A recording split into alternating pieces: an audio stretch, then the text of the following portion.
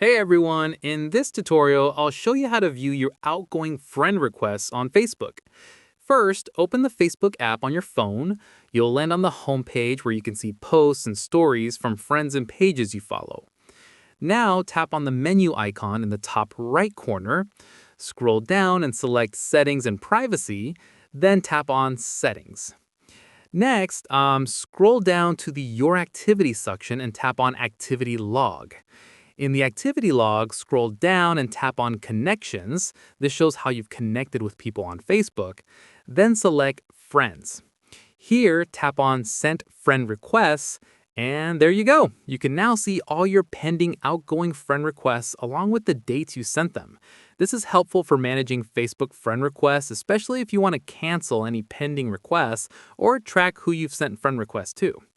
And that's how you check your sent friend requests on Facebook. If this tutorial was helpful, don't forget to like and subscribe for more Facebook tips and tricks.